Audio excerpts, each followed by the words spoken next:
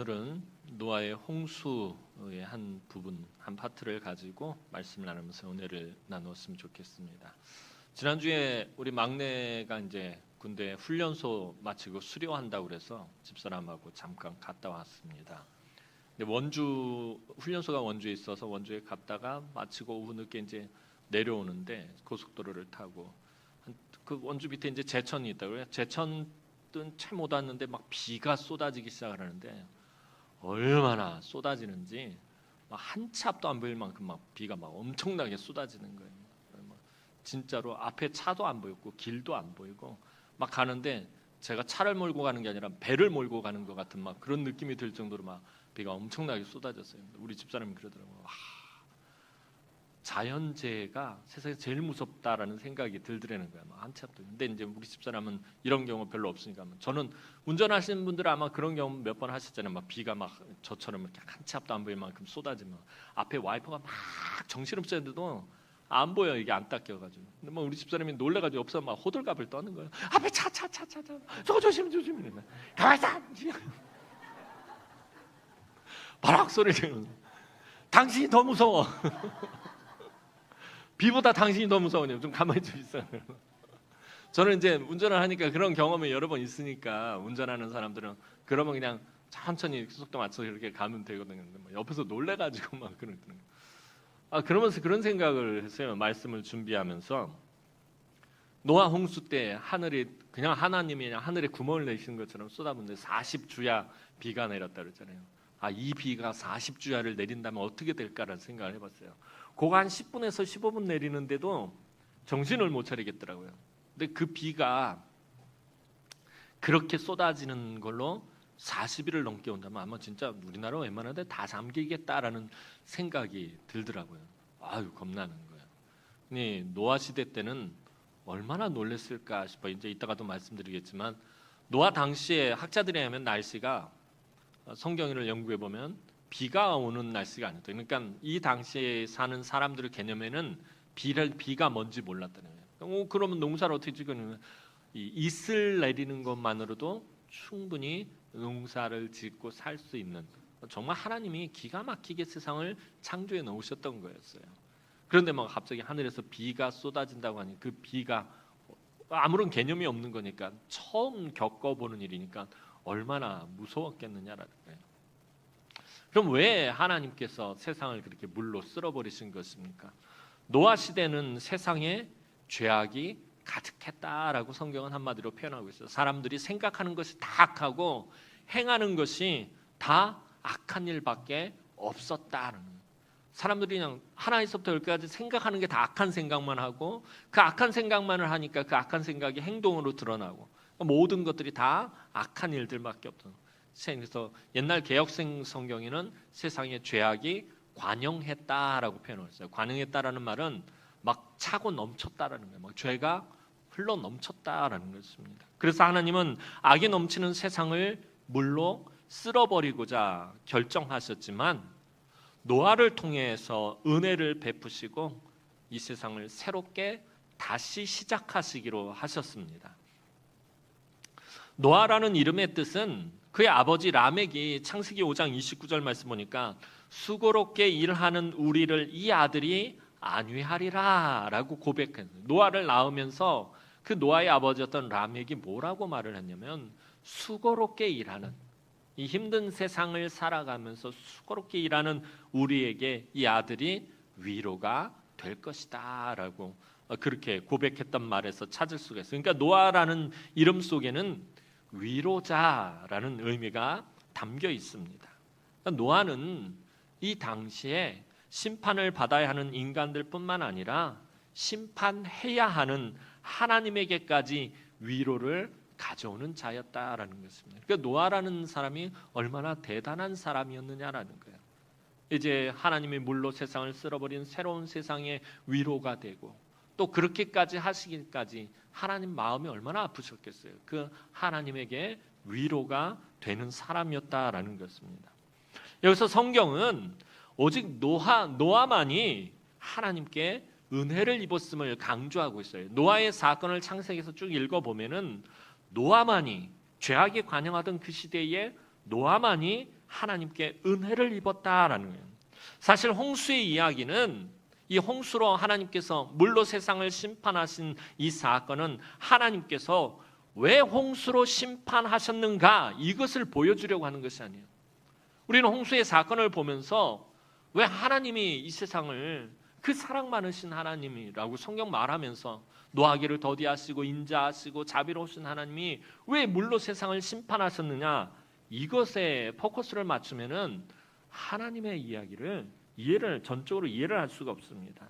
이 홍수 사건은 하나님이 왜 홍수로 심판하셨는가를 보여주려고 하시는 것이 아니라 하나님께서 왜 노아를 구원하셨는가를 보여주려고 한다는 거예요. 그러니까 관점을 다르게 봐야 된다는 거예요.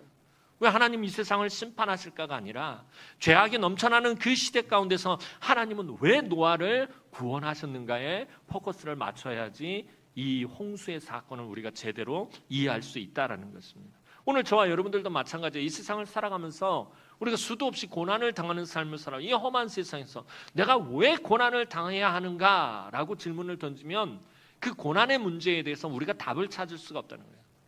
내 삶에 고난이 끊임없이 오고 참 힘겨운 인생길을 걸어가지만 하나님께서 나를 왜 구원하셨는가, 하나님이 왜 나의 돕는 자가 되셨는가를 볼 수 있어야 된다라는 것입니다. 하나님께서 노아를 구원하신 이유는, 노아에게만 유독 은혜를 베푸신 이유는 노아가 하나님과 동행하였던 의인이었기 때문이었습니다.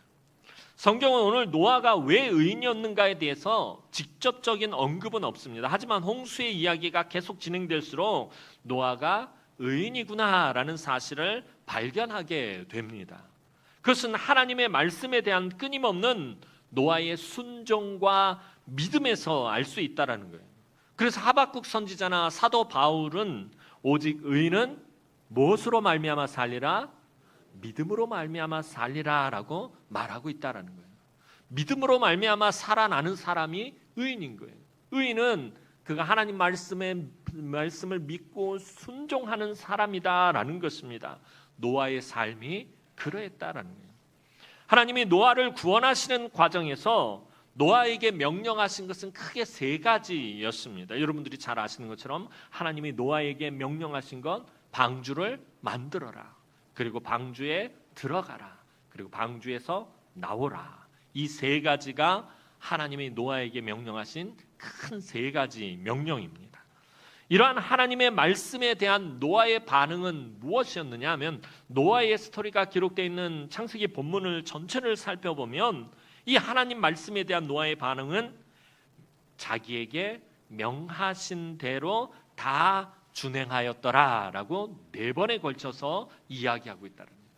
하나님 말씀에 대한 노아의 반응은 뭐였냐면 자기에게 명하신 대로 다 준행하였다라는 것입니다. 그런데 하나님의 이 말씀들을 준행하는 데 있어서, 그럼 노아에게 있어서 가장 중요한 요소가 뭐였느냐라는 거예요. 노아가 하나님의 말씀에 순종하고 준행하는 데 있어서 노아의 가장 핵심적인 요소가 무엇이었냐 하면 그것이 바로 기다림이라는 것이었습니다. 방주를 만드는데 정확하게 얼마의 시간이 걸렸는지 알 수는 없습니다. 성경이 기록하고 있지 않을까. 배를 만드는 기술이 발달하지 못한 고대에 노아의 가족의 모든 짐승을 넣을 수 있을 크기의 배를 만들려면 상당히 오랜 시간이 걸렸을 것입니다. 노아가 만든 배, 하나님이 가르쳐준 설계도대로 대략 환산해 보면 길이가 150m, 너비가 한 25m, 높이가 한 30m 정도 되는 큰 배였다고 그래요. 길이가 150m면 엄청나게 큰 배입니다. 근데 이 당시, 노아 당시에 지금처럼 뭐 조선소에 조선 기술이 잘 발달되는 것 아니에요. 작은 돛담배 하나 만들려고 해도 막 몇 달이 걸리는 판인데, 이렇게 큰 배를 기술이 발달하지 못한 고대 시대에 노아와 노아의 가족이 만들었다라면 상당히 오랜 시간이 걸렸을 것입니다. 그렇게 오래도록 배를 만드는 시간, 곧 기다림의 시간이나 마찬가지였던 거예요. 하나님이 노아에게 첫 번째 하신 명령, 방주를 만들어라. 노아에게 방주의 설계도를 주시면서 이렇게 배를 만들어라. 그리고 아주 오랫동안 노아와 그의 가족들이 배를 만듭니다. 그 방주를 만드는 시간, 기다림의 시간이었다라는 것입니다. 방주를 만들고 나서도 노아는요, 성경 말씀을 잘 읽어보면 바로 방주에 들어가지 않습니다. 방주를 다 완성해 놓고 방주에 들어가지를 않아요. 하나님이 방주에 들어가라 라고 말씀하실 때까지 기다리고 있는 모습을 보게 됩니다. 그 방주를 만드는데 얼마나 오랜 시간이 걸렸겠어요? 아마 제가 판단할 때 100년 이상의 시간이 걸렸을 거예요. 그 오랜 시간 동안 방주를 만들었으면 얼마나 기뻤어요. 드디어 방주 다 만들었다. 들어가고 싶을 거예요. 그런데도 들어가질 않아요. 하나님이 들어가라라는 명령이 없었기 때문에. 얼마나 오래 기다렸는지 알 수는 없지만 6장에서 7장으로 챕터가 바뀌어요. 6장까지 노아가 방주를 다 만들고서는 6장이 끝나고 7장으로 넘어간, 챕터가 바뀐다라는 것은 뭘 의미하냐면 상당한 시간이 지났음을 의미하는 것입니다. 그리고 노아의 모습을 보면요, 방주에 또 하나님 들어가라 라고 해서 방주에 들어가서도 하나님이 나오라고 말씀하시기까지 방주에서 나오지 않고 기다리는 노아의 모습을 보게 됩니다. 이렇듯 하나님의 말씀과 노아의 순종 사이에는 기다림으로 가득 차 있다라는 것입니다. 하나님과 노아의 관계성 속에는 이 기다림이 아주 키포인트라는 거예요. 그 노아의 모든 스토리에는요, 기다림으로 가득 차 있다라는 것입니다. 40주야로 비가 내려서 온 땅에 물이 잠겼을 때, 아까 말씀드렸던 것처럼 진짜 그렇게 무섭게 비가 쏟아지는데 그게 40일 동안 계속된다고 생각하니까 너무 무서운 거예요. 그렇게 40주야로 비가 내려서, 그 당시에 비가 내린다라는 개념이 없는 사람들이 40일 동안 하늘에서 비가 쏟아지고 있는, 무섭게 쏟아지고 있는, 얼마나 두려웠겠어요. 노아는 어떻게 보면 모든 것이 끝났다라고 생각했을지도 모릅니다. 하나님의 은혜로 노아와 그 가족들은 구원을 받았지만 구원이 완전히 이루어진 것은 아니었습니다. 왜냐하면 온 세상이 결국에는 물로 다 덮였기 때문에, 발을 디딜 땅이 다 없어지고 온 세상이 물로 덮여버렸기 때문에, 그 홍수 가운데서 구원을 얻었지만 이 구원이 완전히 완성된 구원은 아니었다라는 것입니다. 이제 노아는 하나님의 진노하심으로 이 땅에 물이 찰 때까지 기다렸던 것처럼 다시금 또 물이 빠지고 하나님의 회복하심을 막연히 기다려야 했습니다. 방주에 들어왔다고 모든 것이 다 해결된 것은 아니었다라는 것입니다. 방주에 들어와서 이 홍수 속에서 내가 목숨을 건졌구나, 그래 그걸로 다 끝난 것, 다 해결된 것이 아니었다라는 거예요. 마른 땅으로 다시 돌아오기까지 노아에게는 또다시 지겨울 만큼의 기다림의 시간이 다시 요구되었다라는 거죠. 노아의 인생은요, 계속해서 어떻게 보면 하나님이 기다림을 요구하시는 것 같아요. 기다려라, 기다려라, 기다려라. 하나님의 명령의 핵심은 결국에 그거예요. 기다리라는 거예요. 노아의 인생은 그냥 기다림의 연속이었다라는 거예요. 정말 지겨울 만큼 노아의 삶은 기다림이 요구되었다라는 거예요. 참 성질급한 우리에게 하나님의 이런 계획이 있다면, 저와 여러분들이 노아라고 한다면 도무지 이해하기 힘들고 끊임없이 기다려야 하고 정말 우리를 지치고 낙심하게 할 수도 있어요. 노아의 이야기를 다시 한번 묵상해 보면서 그런 생각을 해봐요. 왜 하나님은 노아를 저렇게 오랜 고통과 어려움에 내버려 두셨을까? 노아라고 두렵지 않았을까요? 그 막 무서운 비가 쏟아지는데 40주야는 노아도 너무 두려웠을 거예요. 너무 무서웠을 거예요. 왜 하나님은 노아를 저렇게 어떻게 보면 꼭 방치해 놓은 것 같잖아요. 그냥 말씀 한번 툭 던지고 그다음에 그냥. 근데 하나님은 우리에게 그래도 기다리라고 말씀하신다는 거예요. 노아는 방주 안에서 또다시 아무런 기약도 없이 기다려야 했습니다. 세상은 물로 가득 차 있는데 하나님은 아무 말씀도 없으십니다. 기다리면서 끝없는 외로움과 고독이 노아를 붙잡고 흔들었을 거예요. 불안과 두려움이 넘쳐났을 거예요. 조금 전에 말씀드렸던 것처럼 노아라고 난 살았다, 신난다, 이제부터 내 인생은 해피다, 내 인생은 해피엔딩이다, 그렇게 외쳤겠어요? 아니에요. 얼마나 두려웠겠어요. 불안하고 두려움이 넘쳐났을 거예요. 하나님의 그 어떤 사인도 없이 망망대해에서 마냥 기다려야 한다는 것, 너무나도 큰 고통이었을 것입니다. 그렇다면 방주 안에 들어간 방주 안에서 노아의 삶은 어떠했을까요? 노아는 약 1년이 넘도록 방주 안에서 살아야 했습니다. 노아는 상상도 못한 홍수를 겪으면서 아마도 큰 충격에 빠졌을 거예요. 제가 생각할 때 노아는 아마 외상후 스트레스 장애를 겪지 않았을까 싶어요. 우울증도 오고 광장이도 오고 막 정신적으로 굉장히 힘들었을 것 같아요. 아까 말씀드렸던 것처럼 노아도 수백 년을 살았던 사람인데 그 수백 년 동안 한 번도 경험해 본 적이 없는 것을 지금 경험하고 있는 거잖아요. 여러분, 심판을 경험한다라는 게 이게 쉬운 일이었겠어요? 하나님이 물로 세상을 쓸어버리는 것을 자기 두 눈으로 목격하고 있어요. 얼마나 큰 충격에 빠졌겠어요? 얼마나 무시무시했겠어요? 두려웠겠어요? 자기가 살던 세상이 그냥 물로 다 덮여버렸단 말이에요. 예전에 말씀드렸던 것처럼 당시 세상의 기후는 지금처럼 사계절이 순환하거나 더위만 있거나 혹은 추위만 있지 않아요. 우리나라는 사계절이 순환하잖아요. 근데 저 북쪽에 가면 춥기만 하고 또 열대 지방에 가면 그냥 1년 360일 덥기만 해요. 근데 노아 당시에는 날씨가 그렇지 않았다라는 거예요. 항상 따뜻하고 온화한 날씨만 계속되고 있었어요. 홍수라든가 물난리라는 것은, 이런 개념은 상상도 하지 못하는 시대였다라는 거예요. 하나님이 세상을 그렇게 창조해 놓으셨기 때문에 너무나도 살기 좋은, 사람이 살기 좋은 온화하고 따뜻하고 평온한 그런 날씨가 계속되었단 말이에요. 그런데 홍수가 난다, 물난리가 난다, 이게 뭐지? 개념이 없는 거예요. 이해를 할 수가 없는 일이 지금 일어난 것입니다. 홍수라는 개념 자체가 없는 시대였기 때문에 홍수를 겪은 노아는 그냥 속된 말로 그냥 멘붕에 빠졌을 거예요. 멘탈 붕괴되었을 거예요. 여러분, 곰곰이 생각해 보세요. 여러분이 노아라면 맨정신으로 그걸 받아들일 수 있었겠느냐는 말이에요. 너무 어려웠을 거예요. 여러분, 홍수에서 구원받은 기쁨과 감격과 감사만 있었을까요? 노아의 삶에?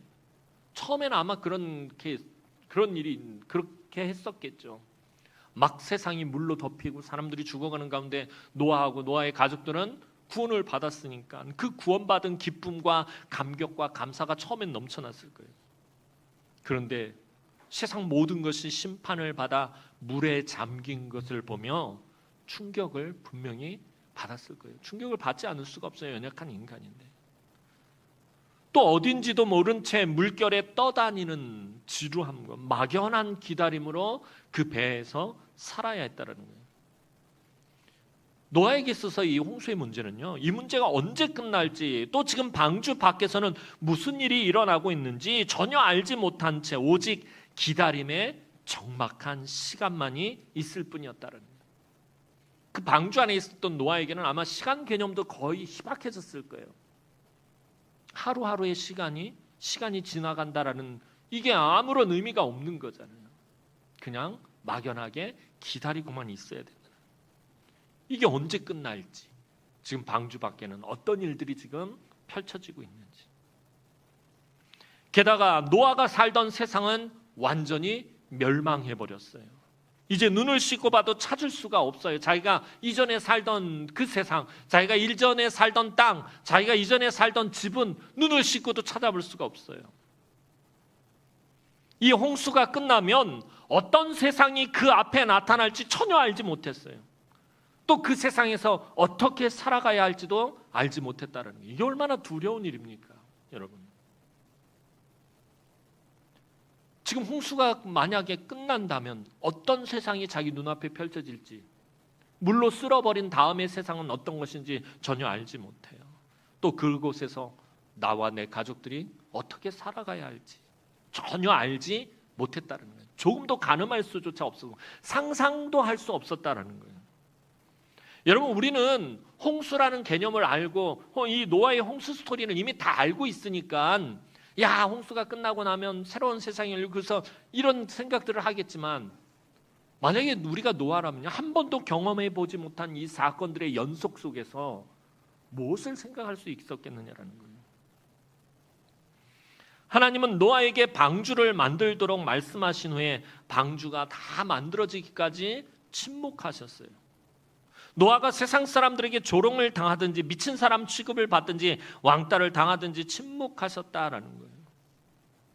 그리고 방주에 들어가라고 말씀하시고 방주의 문을 닫으신 후에 또 침묵하십니다. 하나님 이상하셔요. 말씀 한번 주시더니 침묵하셔요. 잊을만 하면 또 나타나셔서 말씀 주시고 또 침묵하셔요.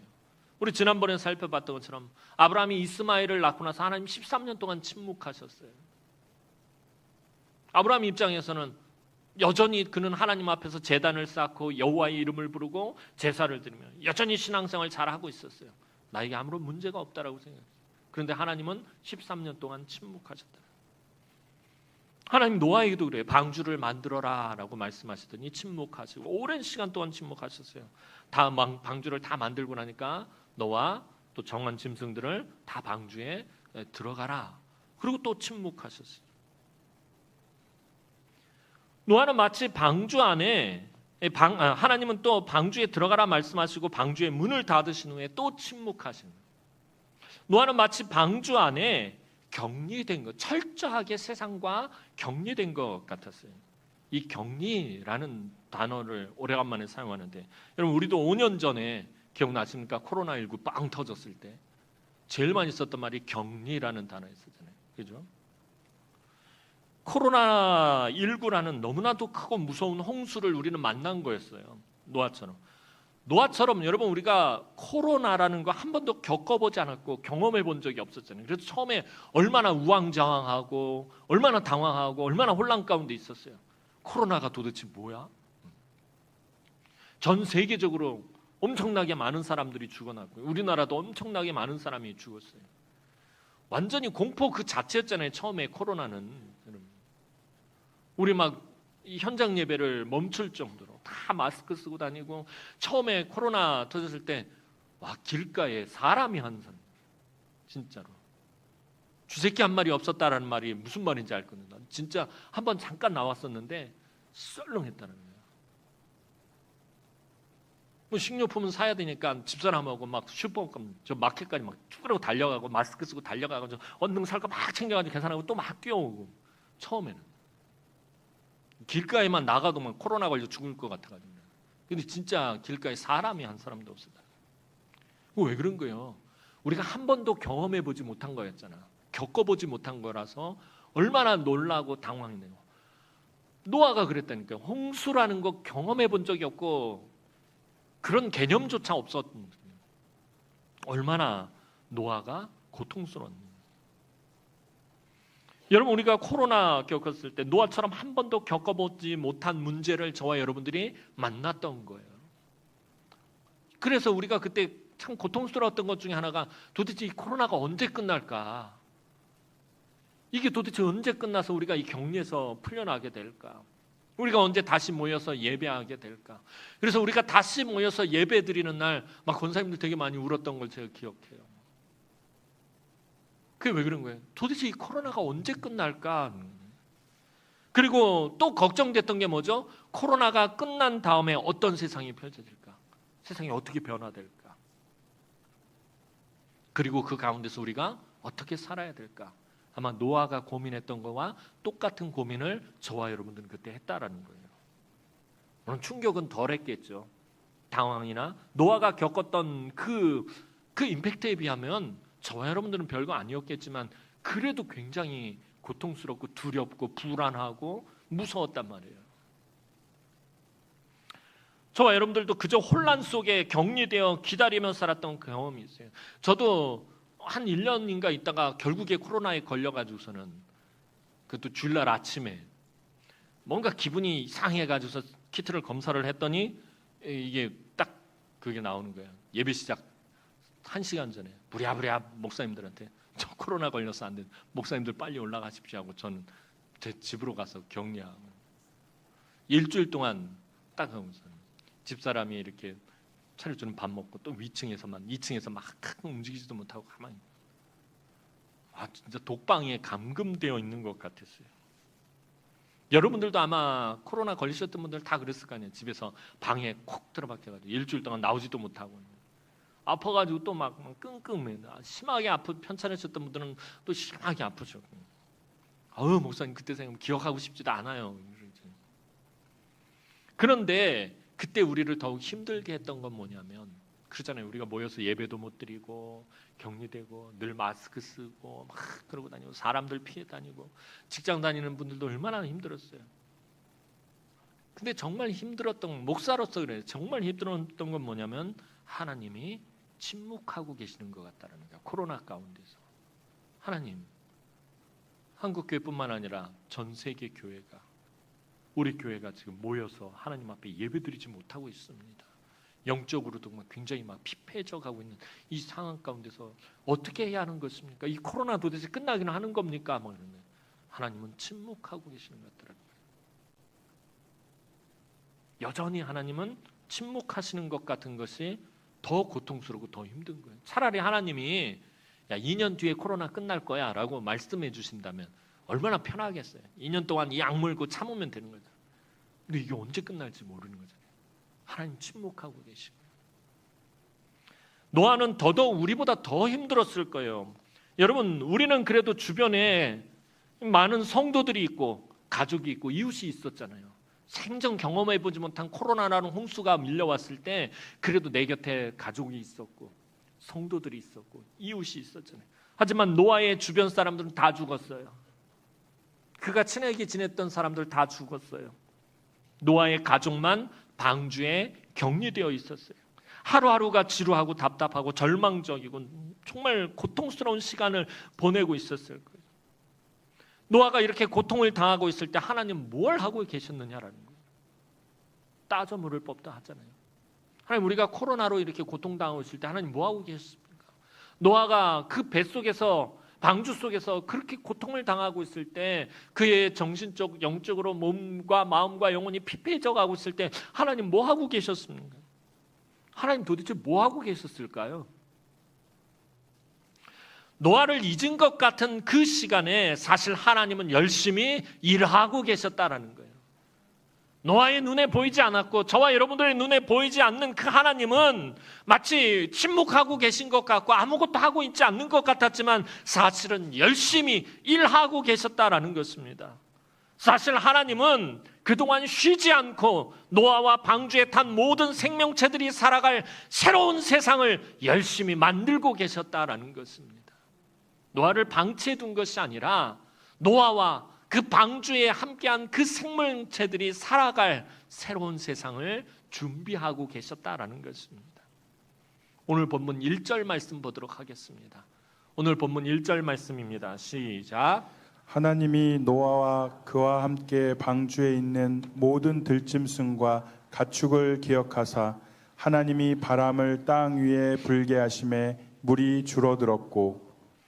아마 하나님이 침묵하시고 하나님이 우리를 잊었나 보다라고 생각하는 저와 여러분들에게 성경은 이렇게 말하고 있다는, 노아도 아마 그렇게 생각했을지 몰라요. 하나님이 노아와 그와 함께 방주에 있는 모든 들짐승과 가축을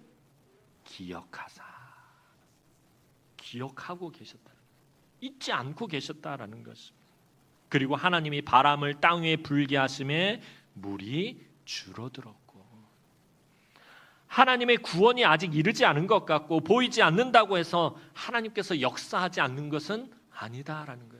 여러분, 저와 여러분들의 삶에 고난이 끊임없이 찾아오고 아직도 이 고난의 괴로움이 멈추지 않았다고 해서 하나님이 일하지 않는 건 아니다라는 것입니다. 노아가 방주에서 하염없이 기다릴 때 이미 하나님의 회복의 바람은 불고 있었다라는 거예요. 저와 여러분들이 고난 가운데 걸어갈 때 근심과 걱정과 염려와 시험과 환난이 넘쳐나고 있을 때 이미 회복의 바람은 불고 있었다라는 것입니다. 우리가 아직 그것을 보지 못하고 있었을 뿐이에요. 하나님께서는 방주 속에 노아와 그의 가족들과 짐승들을 기억하고 계셨다라고 오늘 성경은 분명히 말하고 있다라는 거예요. 밀려오던 모든 물과 비를 그치게 하셨고 노아가 새롭게 시작할 마른 땅을 만드시기 위해 치유의 바람을 계속 불게 하시고 계셨다라는 것입니다. 여러분, 하나님은 기억하시는 분이십니다. 하나님이 나를 잊어버린 것 같다라는 생각이 드는 정도의 삶에 그런 어려움이 찾아와서도 하나님 절대로 나를 잊지 않으셨다라는 거예요. 여러분, 우리 삶에 아무리 큰 위기가 찾아오고 위험이 찾아오도 노아만 했겠느냐라는 거예요. 세상이 멸망당하는 심판을 목격한 노아만 했겠느냐라는 거예요. 그 고통 가운데 있는 노아를 하나님 1분 1초도 잊지 않으셨다는 거예요. 기억하고 계셨다라는 거예요. 하나님은 기억하시는 분이십니다. 오늘 저와 여러분들을 기억하시는 분이세요. 여러분들이 어떤 삶의 형편과 처지와 상황 가운데 있다 할지라도 하나님은 잊지 않으시는 분이십니다. 우리의 모든 어려움과 고통과 눈물을 다 기억하시는 분이에요. 다윗은 자기의 시편 56편에서 분명히 이야기하고 있어요. 하나님께서 내 눈물을 계수하셨다는 거예요. 하나님이 다윗 눈에 흐르는 눈물을 다 세고 계신다는 거예요. 그게 무슨 말이에요? 다윗이 당하는 고통, 다윗이 당하는 어려움, 다윗이 당하는 원통함, 서러움, 하나님이 다 기억하고 계신다는 거예요. 낱낱이 잊지 않고 다 세고 계신다는 거죠. 우리는 조금만 역경이 오면 하나님께서 우리를 잊어버리셨다라고 눈물 흘리며 낙심하지만, 그때도 하나님께서는 우리를 기억하시고 우리들 모르게 회복의 바람을 불게 하십니다. 오늘 방주 안에 있는 노아가 하나님의 회복의 바람을 느끼지 못했던 것처럼 우리도 깨닫지 못할 뿐입니다. 우리가 그것을 알 때는 한참의 시간이 흘러서 노아처럼 마른 땅 위에 섰을 때 비로소 하나님께서 도우셨구나, 하나님께서 날 위해 일하셨구나라는 것을 깨닫게 되는 것입니다. 이제 노아는 어느 정도 시간이 흐른 뒤 까마귀를 내어놓습니다. 하지만 까마귀는 내려앉을 곳을 찾지 못하고 되돌아옵니다. 그러나 노아는 실망하지 않았습니다. 지금까지 기다려왔듯이 다시금 인내하고 기다리며 비둘기를 날려보냅니다. 역시 비둘기도 배로 돌아왔어요. 자, 오늘 본문 8절에서 9절 말씀 한번 보도록 하겠습니다. 오늘 본문 8절에서 9절 말씀 봅니다. 시작. 그가 또 비둘기를 내놓아 지면에서 물이 줄었는지를 알고자 하매 온 지면에 물이 있으므로 비둘기가 발 붙일 곳을 찾지 못하고 방주로 돌아와 그에게로 오는지라 그가 손을 내밀어 방주 안 자기에게로 받아들이고. 계속해서 사실 아무런 소망이 없는 것 같이 지금 현실은 보여져요. 노아에게 확인하려고 까마귀도 날려보고 비둘기도 날려보는데 비둘기가 발 붙일 곳이 없어서 다시 되돌아옵니다. 그 조그만 창을 통해서 노아는 소망을 실어보냈지만 정말 기대하면서 이 까마귀와 비둘기를 날려보낼 때 노아가 얼마나 기대했겠어요. 정말 기대감을 잔뜩 가지고 보냈지만 하나님은 노아와 그 불쌍한 가족들을 버리시고 전혀 기억조차 하지 않는 것 같은 현실이 그 앞에 펼쳐지고 있었다는 거예요. 까마귀와 비둘기는 마치 아무런 의미 없는 메아리처럼 되돌아올 뿐입니다. 노아는 또 7일을 기다려 비둘기를 내어보냅니다. 10절 말씀 보겠습니다. 오늘 본문 10절 말씀입니다. 시작. 다시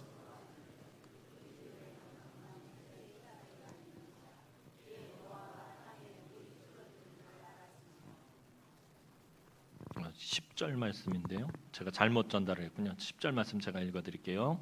또 7일을 기다려 다시 비둘기를 방주에서 내놓으매. 10절과 12절을 보면 성경은 계속해서 노아가 뭐 했다라고 기록을 하죠? 기다렸다라고 기록을 해요. 와, 그동안 그렇게 기다렸는데 여전히 노아는 기다려야 했다라는 거예요. 노아는 기다렸다가 지겹도록 기다림의 연속이었다는 거예요. 하지만 이제 노아의 기다림이 끝나가고 있음을 알 수 있게 되었습니다. 11절 말씀 보도록 하겠습니다. 11절 말씀입니다. 오늘 본문 11절 말씀입니다. 시작. 저녁 때 비둘기가 그에게 돌아왔는데 그 입에 감람나무 새 잎사귀가 있는지라 이에 노아가 땅에 물이 줄어든 줄을 알았으며. 드디어 비둘기는 물로 가득했던 세상에서 감람나무 새 잎사귀를 물고 돌아왔습니다. 이제 노아는 그렇게도 애타게 참으며 기다리던 소망의 실체를 발견하게 되었고 얼마 지나지 않아 마른 땅을 밟는 감격을 누리게 됩니다.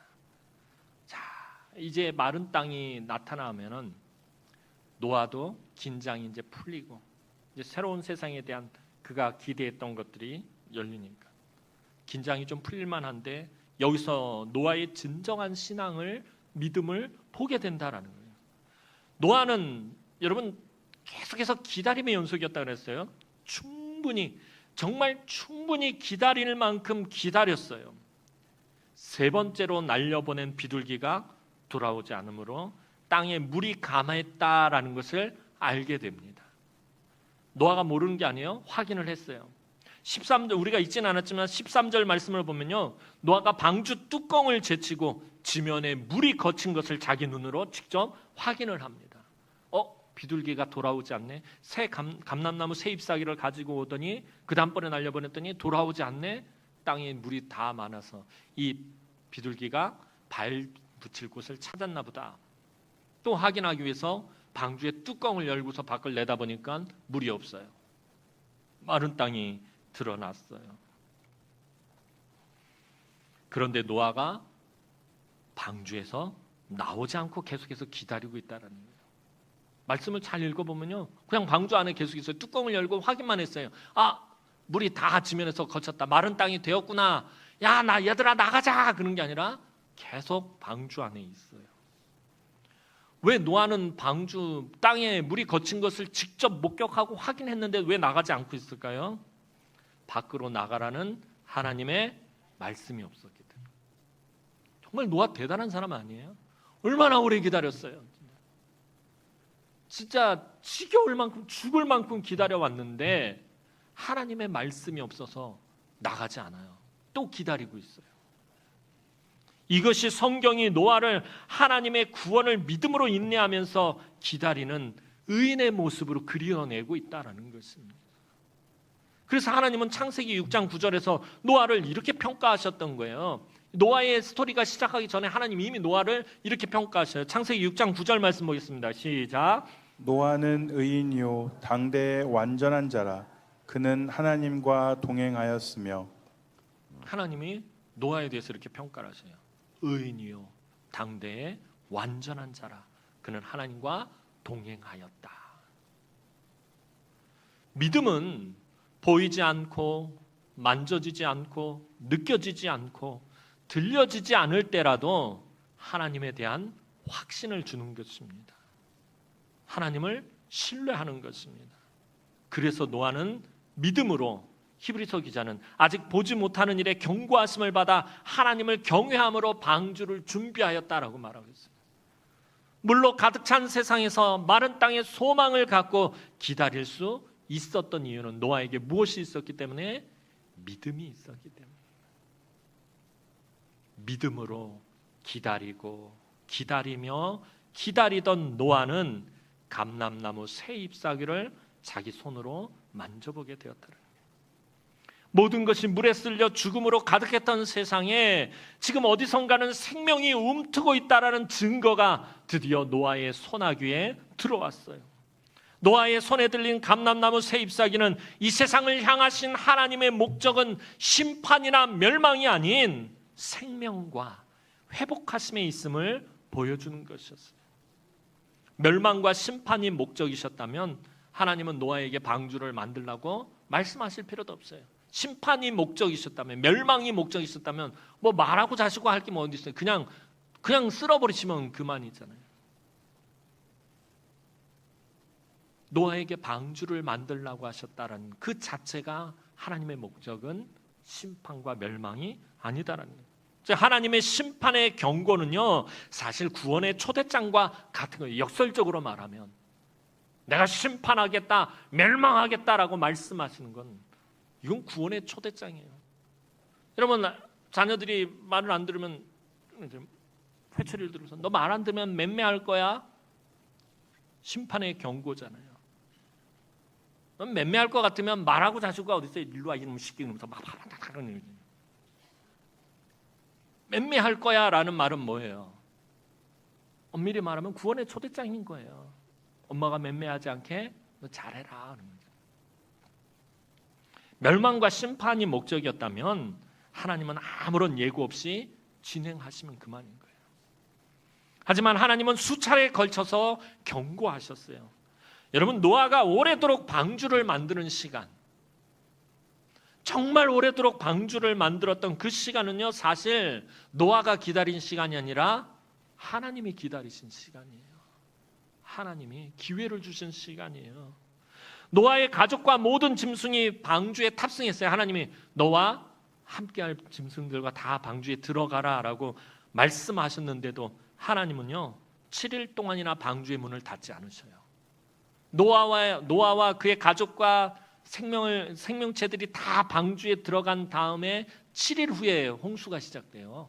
바로 홍수가 시작된 게 아니라 7일 동안 하나님 또 기다리셨어요. 7일 동안이나 방주의 문을 열어놓으셨어요. 누구든지 지금이라도 방주 안으로 들어오라는 구원의 사인이었던 거예요. 지금이라도 방주 안으로 들어오면 목숨을 건질 수 있다는 거예요. 생명을 얻을 수 있다는 거예요. 심판을 면할 수 있다는 거예요. 하지만 아무도 그 방주 안으로 들어올 생각과 시도조차 하지 않았다는 거예요. 사람들은 완전히 하나님을 무시하고 멸망의 길을 선택했어요. 여러분, 홍수 사건은요 하나님의 무자비한 모습을 보여주는 것이 아니에요.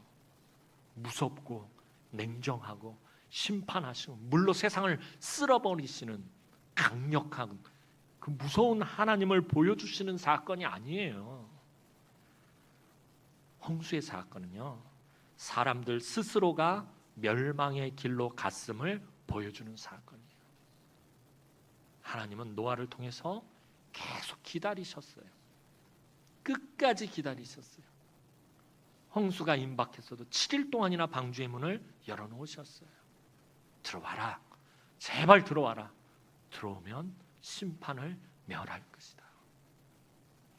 저와 여러분들이 예수 그리스도의 십자가 안으로 들어갔기 때문에 심판을 면한 것처럼 지금도 마찬가지잖아요. 하나님은 방주의 문을 열어놓으셨듯이 예수 그리스도의 십자가 안으로 들어와라. 그러면 심판을 면하리라. 하나님께서 세상을 이처럼 사랑하사 독생자를 주셨으니 이는 저를 믿는 자마다 멸망치 않고 영생을 얻게 하려 하심이라. 이게 하나님의 목적인 거예요. 끝까지 참고 기다리신 하나님. 그런데 사람들 스스로가 멸망길로 간 거예요.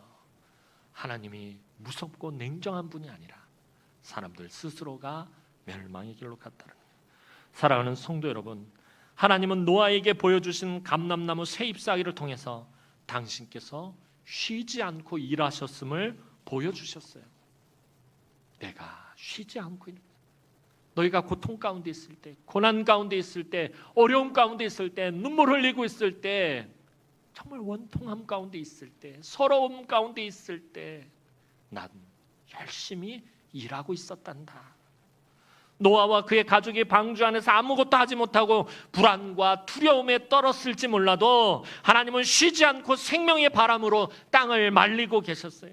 노아와 그의 가족이 살아갈 새로운 세상을 하나님은 만들고 계셨어요. 전에 말씀드렸던 것처럼 방주의 특징 중에 하나는 방향을 잡는 키가 없어요.